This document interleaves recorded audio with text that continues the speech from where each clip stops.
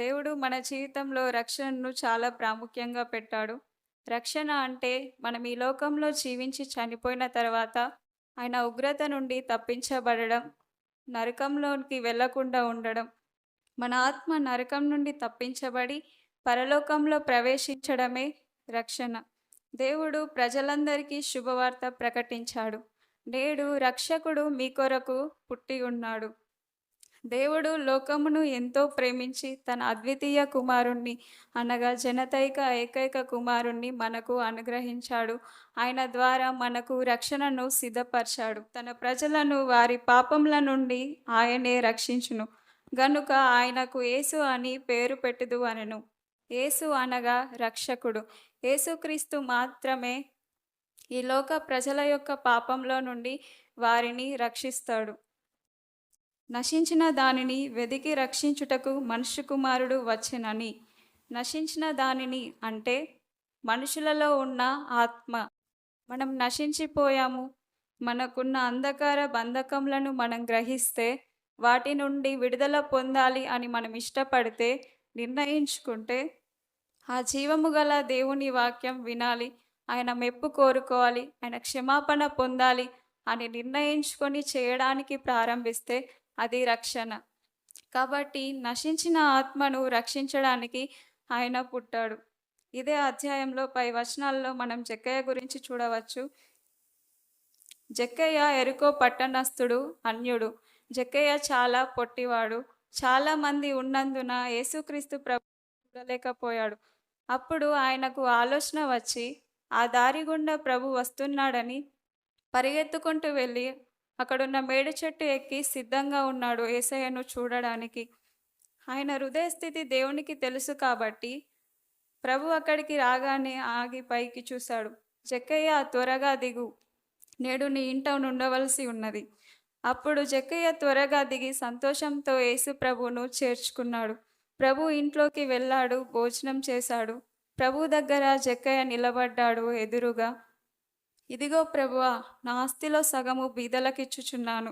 నేను ఎవని యొద్దైనను అన్యాయంగా తీసుకున్నట్లయితే వారికి 4 అంతలు తిరిగి ఇచ్చేస్తానని జక్కయ్య ప్రభుతో చెప్తున్నాడు. అందుకు యేసు, ఇతడును అబ్రహాము కుమారుడే, నేడు ఇంటికి రక్షణ వచ్చింది. దేవుని యొక్క రక్షణ మనం పొందుకోవాలంటే ఆయనకు ఇష్టంగా మనం ఉండవలసిందే. జక్కయ్య ఉన్నాడు. తనలో ఉన్న ధనాపేక్షను తీసివేసుకున్నాడు. యేసయ్యను నమ్ముకున్నాక మనం ఏమేమి వదులుకున్నాం? రక్షణలోనికి రాకముందు మన జీవితం ఏ విధంగా ఉంది? మన అలవాట్లు, మన ఆచారాలు, మన పద్ధతులు, మన కులం, ఇవన్నీ కూడా మనం రక్షణలోనికి వచ్చాక మనం విడిచిపెట్టే వారిగా ఉండాలి.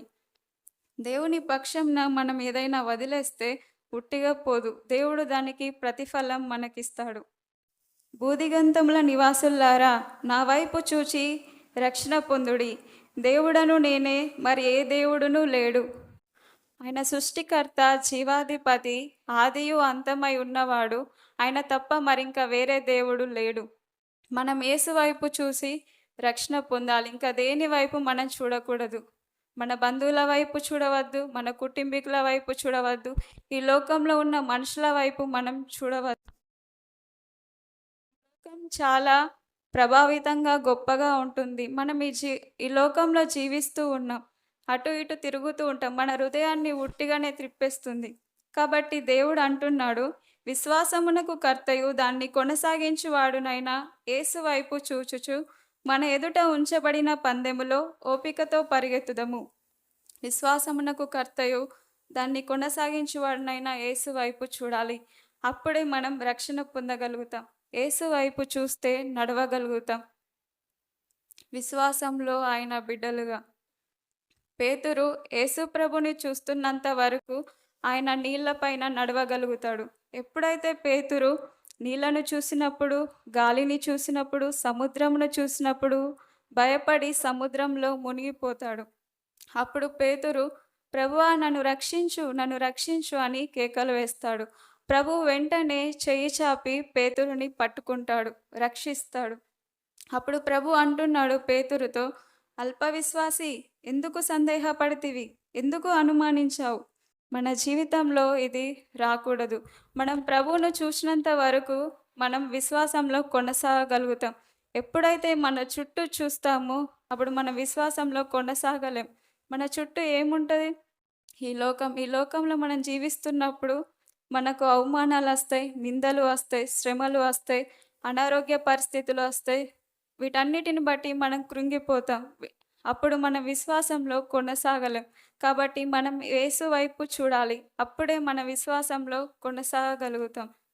లోపల నాటబడి మీ ఆత్మలను రక్షించుటకు శక్తిగల వాక్యమును సాత్వికంతో అంగీకరించుడి. దేవుని వాక్యము మన ఆత్మలను రక్షిస్తుంది. దుష్టునితో అపవాదితో మనము కూడా నరకంలో పాలు పొందకుండా మన ఆత్మలను రక్షిస్తుంది. యేసుక్రీస్తుని నమ్ముచున్నావా? ఆయన వాక్యమును నమ్మితేనే నమ్మినట్టు. యేసయ్య అంటే ఏదో ఒక దేవుడు కాదు. యేసయ్య అంటే జీవము గల వాక్యం. ఆదియందు వాక్యముండెను, ఆ వాక్యము దేవుని యొద్ద ఉండెను. ఆ వాక్యమే శరీరధారి అయి కృపాసత్య సంపూర్ణుడుగా మన మధ్యకు వచ్చి నివసించెను. ఆ వాక్యము దేవుడు మనకు ఇచ్చాడు. ఆ వాక్యము వలన మనం దేవుని పిల్లల మగుటకు ఆయన సంకల్పము, ఆయన ఇష్టము, ఆయన చిత్తము చొప్పున మనలను సత్యవాక్యము వలన కన్నాడు. దేవుని వాక్యమును మనం సాత్వికంతో అంగీకరించాలి. సాత్వికము అంటే దేవుని వాక్యం వినగానే ఇది నా కొరకే ప్రభా, నువ్వు నాకు ఇచ్చావు అని మనం అంగీకరిస్తే అదే సాత్వికం. దేవుని వాక్యం వినగానే ఈ వాక్యం నాకు కాదు, ఇది ఆ సిస్టర్కి, ఇది ఆ బ్రదర్కి, లేదు ఇది వారికి అని మనం ఎప్పుడైతే మనసులో అనుకుంటామో అప్పుడు మన మనసు ఇంకా కఠినంగా మారిపోతుంది. వాక్యం వినగానే చూద్దాం అని అనుకోవద్దు. దేవుని వాక్యం వినగానే చెప్తున్నారు అవుతుందా అని అనుకోవద్దు. దేవుని వాక్యం వినగానే దానిని మనం తీసుకోవాలి, చేయాలి. ఇది నా కొరకే ప్రభా, నువ్వు ఇచ్చావు అని మనం అంగీకరించాలి.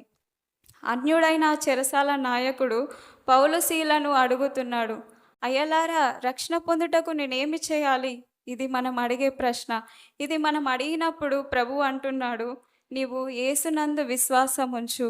ఎవరి అందు విశ్వాసం ఉంచాలి? మనం యేసునందు విశ్వాసం ఉంచాలి. కానీ ఇప్పుడు ఎలా ఉంది?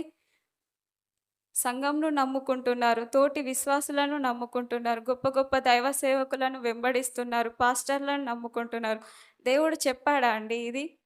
అందుకే పౌలు భక్తుడు అంటున్నాడు, సాతాను తంత్రములను మీరు ఎరగని వారు కారు.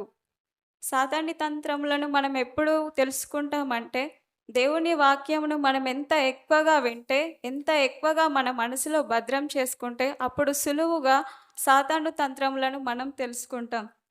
కాబట్టి పౌలు భక్తుడు అంటున్నాడు, మీరు సాతాను తంత్రములను మీరు ఎరగని వారు కారు.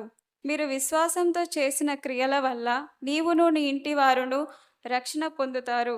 ప్రభువునందు విశ్వాసం ఉంచితే, ఆయన మాట విని క్రియ చేస్తూ ఉంటే, దేవుని బలమును, దేవుని సహాయమును మనం కోరుకుంటే దేవుడు మనలను నడిపిస్తాడు ఆయన విశ్వాసంలో.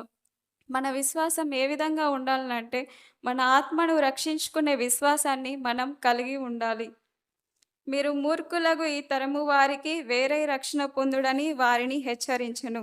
మనం మూర్ఖులకు ఈ తరము వారికి వేరే రక్షణ పొందాలి. వేరే అంటే ఈ లోకంలో అందరూ జీవించినట్టుగా మనం జీవించకూడదు. ఈ లోకానికి మనం వేరుగా ఉండాలంటే దానికి మనకు దేవుని శక్తి కావాలి, దేవుని బలం మనకు కావాలి. దేవుడు అంటున్నాడు, ఈ లోకంలో చాలా అపాయం ఉన్నది, శోధన ఉన్నది. శోధన ఏంటంటే మన మనసు ఈ లోకం మీద పెట్టుకోవడం. ఈ పాపిష్టి లోకం నుండి పరలోకం వెళ్ళడానికి దేవుని శక్తి మనకు కావాలి. అందుకే మనం ప్రభు వైపు చూడాలి. కీర్తనలు 85:9 ఆయన రక్షణ ఆయనకు భయపడు వారికి సమీపముగా ఉన్నది. భయపడు వారికి దేవుడు ఇది చెప్పాడు, నేను చేయకపోతే నా పని కథం అని మనం ఎప్పుడైతే దేవునికి భయపడతామో ఆయనకి మనం సమీపంగా ఉంటాం. ఆత్మను చంపనేరక దేహమునే చంపువారికి భయపడకుడి గాని ఆత్మను దేహమును కూడా నరకంలో నశింపచేయగలవానికి మిక్కిలి భయపడుడి. మన జీవితంలో జరిగే ఏ పరిస్థితికి మనం భయపడవద్దు. చావుకు భయపడవద్దు, మనుషులకు భయపడవద్దు. దేవునికి మనం మిక్కిలి భయపడవాలి. ఎందుకంటే మన ఆత్మను నరకం నుండి తప్పించగల సమర్థుడు ఆయనే, మన ప్రాణమును కాపాడగల శక్తిమంతుడు ఆయనే. లోకము తన కుమారుని ద్వారా రక్షణ పొందుటకే కానీ లోకమునకు తీర్పు తీర్చుటకు దేవుడు ఆయనను లోకంలోనికి పంపలేదు. దేవుడు మనలను రక్షించుకొనుటకే పిలిచాడు, కానీ ఉగ్రత పాలగుటకు కాదు. ఆయన మాట వినాలి. ఆయనను రక్షించుమని ఆయనకు అప్పగించుకోవాలి. ఈ లోకంలో మనం నూరేళ్ళు సంతోషంగా, సుఖంగా జీవించడానికి మనం ప్రభువుని రక్షణ కోరవద్దు. మన ఆత్మను రక్షించుమని ప్రభువుని మనం అడగాలి. లేకపోతే మనం ఉగ్రత పాలవుతాం. దేవుడు మనకిచ్చిన రక్షణను మనం నిర్లక్ష్యం చేయకుండా భయముతో, వణుకుతో మనం కొనసాగించాలి. ఇదిగో ఇప్పుడే మిక్కిలి అనుకూలమైన సమయము. ఇదిగో ఇదే రక్షణ దినము. ప్రభు చెప్తున్నాడు, ఇప్పుడే అనుకూల సమయము, రక్షణ దినం. మనం నిర్లక్ష్యం చేయకూడదు. ప్రభువుకు అప్పగించుకోవాలి, రక్షణ పొందాలి. మనం రక్షణ పొందకపోతే, అనగా దేవుని వాక్యమును మనం స్వీకరించకుండా దేవునికి మనం అప్పగించుకోకపోతే నరకంలో వేయబడతాం. కాబట్టి ప్రభు ఇచ్చిన సమయం కేవలం మారుమనసు పొందడానికే అని మనం గుర్తెరిగి ప్రభువుకి అప్పగించుకోవాలి. మన రక్షణను మనం సంపూర్ణం చేసుకోవాలి. దేవుడి వాక్యాన్ని దీవించునుగాక.